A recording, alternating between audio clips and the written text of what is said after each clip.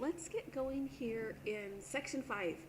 Section 5 is going to be fun because we're going to go from, just a symbolized map to a full layout that you can turn into a PDF and hang on your fridge or turn into Canvas.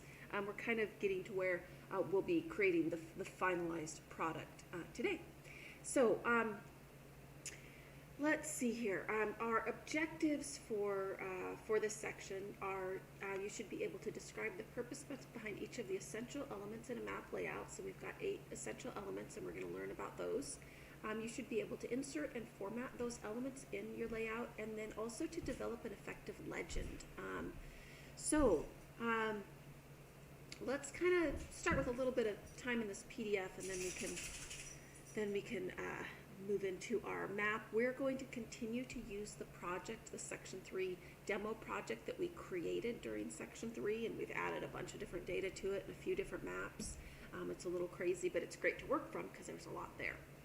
So how do I start your layout? In ArcGIS Pro, you're going to need to insert a layout into your project. So we'll talk about these and then we'll just go do them. A project can have more than one map, and it can also have more than one layout. And we can find our layouts that we've closed in the catalog pane for the project. All right, so this is just a figure demonstrating you're going to be in your Insert tab and then your New Layout tab. Okay, so Insert, New Layout, and then you're going to get to choose the size of your new layout. So let's go ahead and do that, and we're going to add some guides to our layout. So let's go ahead and open up our Section 3 demo project. And if you remembered, if I go over here to the catalog pane and I pin it so we can take a look at it, we've got 3 maps in this project: our demographics map, our Spokane Community College close-up with kind of a smorgasbord of data going on there, and then our Washington overview map that highlights wolf packs, at least right now, that's what it's got on it. And then if you look here, we don't have any layouts, so there's no layouts here because we haven't inserted any yet.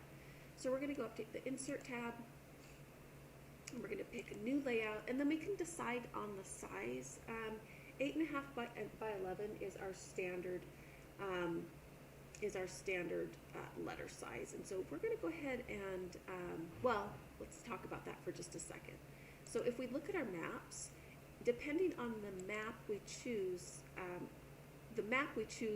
will help to dictate the orientation of our layout, whether it's portrait or landscape. So portrait is taller, landscape is wider. If we were going to do all of Washington State, we'd probably want something that's landscape because Washington State's a little bit wider than it is tall. If we were going to do Spokane, we'd probably, just the city boundaries itself, we'd probably want to do portrait because Spokane is taller than it is wide. Okay, so let's go ahead and choose a layout, and it's going to depend on which map you think you might want to put into it. I think I'm going to go ahead and use the Washington overview for this one. So I'm going to go up to Insert and New Layout, and I'm going to choose letter, but I'm going to choose it landscape size. There we go. So I've got a layout. If I want to, I can name this layout. Let's see. Should be able to in Properties and General, and instead of calling it Layout, if I'm going to have more than one layout in this project, and I probably will, I'm going to call this one Wolf Packs. Wolf Packs. Okay. There we go. And of course the wolf packs aren't in there yet. I've just inserted it. The next piece I talk about in the workbook is putting in guides, and this will help you line things up. It'll help you respect your margins so you don't print outside of your margins. And you're going to add guides by right-clicking in the ruler. If you don't see the ruler, you can go under View and usually, okay, so maybe the ruler always shows up when you're in layout. When you're in map view, it doesn't, and you sometimes have to hit View, but in layout, Okay, yeah. Oh no, there it is. Rulers right there. Okay. So you can, I don't have any guides, so you're not seeing any, but rulers, if they're not showing up, or if the rulers aren't showing up, you can click there. But to get guides, I'm going to right click in the ruler and I'm going to hit add guides. If I hit add guides, it's going to add two of them at the same location. So I could say, or if I say both. And that's at 9.75. I'm going to add guides for a 1/2 inch margin. And so if this is 11, that's going to be at 10.5 inches. So I'm going to type that in, 10.5. And I think I'm just going to add vertical there. Okay, so now I've got a guide over here at 10.5 inches. I can also just right click right on that spot and I can say add guide and I can move it around and I'll see how many inches it is. So put that to 1/2 inch, and then up here if it's 8.5, if I add a guide here, and like I said, I can move it around. So we can either manually enter them and type it in, or we can just click and add. And this is at 1/2 inch, add guide. All right, so now I've got guides to set up the margins. Other places you might want to put guides, if you want something just centered in the map, you could put a guide. So 11 inches, it'd be 5.5 inches. And then, so I'm just going to mark out the middle. Then 8.5 inches, it would be 4.25. So I might have to drag this one, 4.25. So now I've got some guides that can kind of help me. I'm just going to hit save there. That can kind of help me with the layout. So let's go ahead and go back to our workbook. So I recommend setting up guides. G-U-I-D-E-S. Guides to align elements, respect margins, and produce professional layout. Yeah. So we added guides there. The next thing we're going to do, we're going to look through these numbers and then we'll add some notes on them. But this is what we're going to do. We're going to place our map frame because that's the most important part of the layout.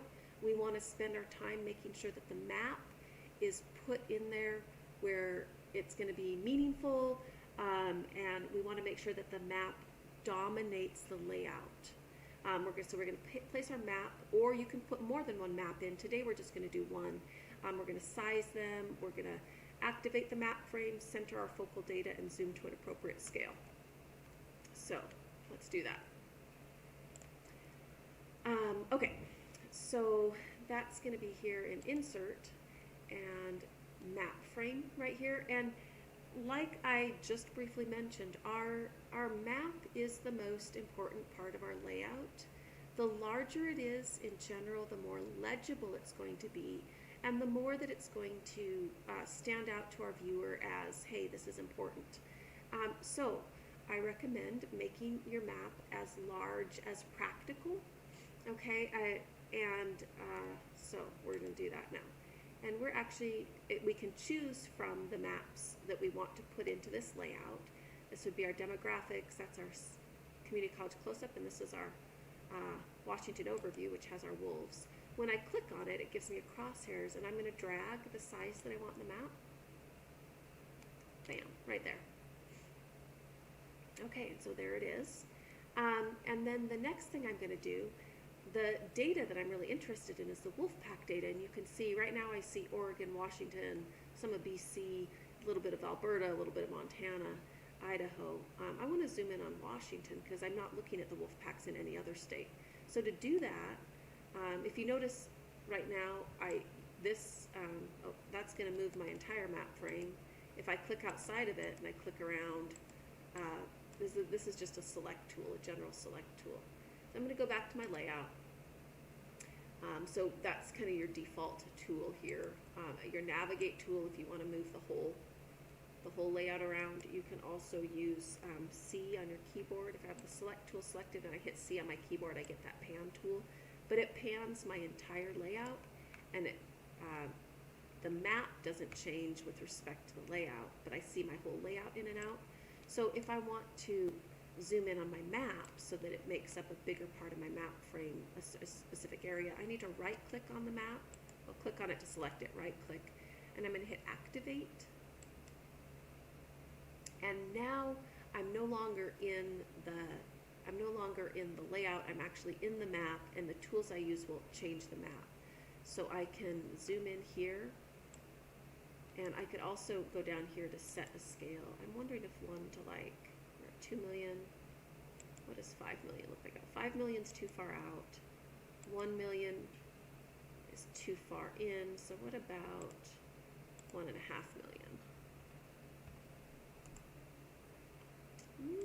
No, not quite. What about 2.5 million? Scale. That's looking more like it. Okay, yeah, looks like 2.5 million. I might even go to just plain old 2 million.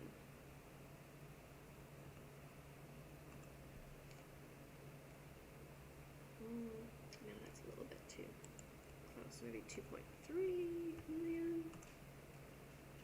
Like you can, you can use just your scroll, but sometimes I like to scale.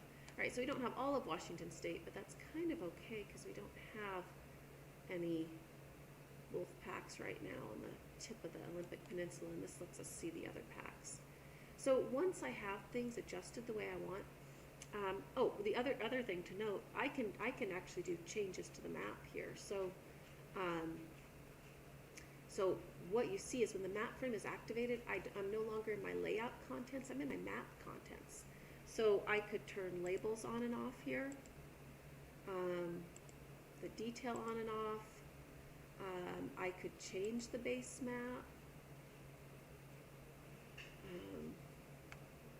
I kind of like that human geography dark though. See what Firefly looks like. That's going to be, I think, an aerial image and kind of busy. Yeah, so we get that. So I'm going to go back to human geography. I just wanted to note that you can change things there.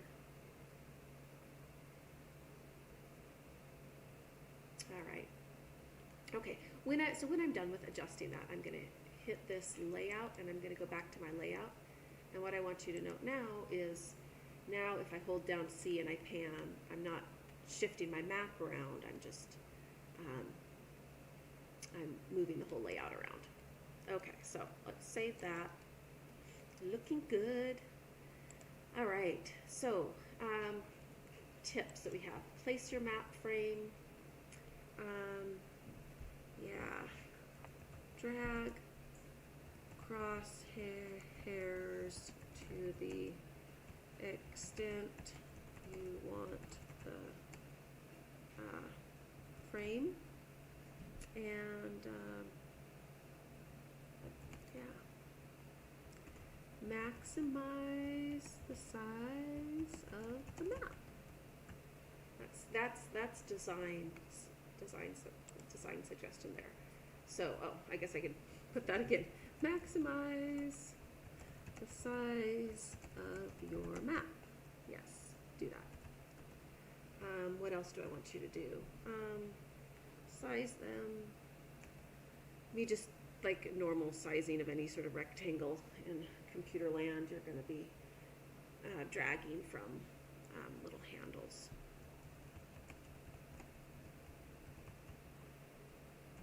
All right. To activate the map frame, you're going to right click and choose activate. Now you are essentially in the map and can adjust things there. So to center your focal data, so we want to center on what's important about the map, you're going to use pan. And then zoom to the appropriate scale. Zoom with mouse or use the scale. Zoom with your mouse, no, with your mouse. Or use the scale to adjust. All right. So, this just kind of shows some of that going on, activating a map frame and zooming to your scale and position. Okay. Notice that down here, when your frame is activated, you're looking at the scale of the map. And up here, that's grayed out, and you're just looking at the percent that you're zoomed in on the layout itself. Okay. So that's a great place to stop. We're going to talk about the essential elements in our next recording.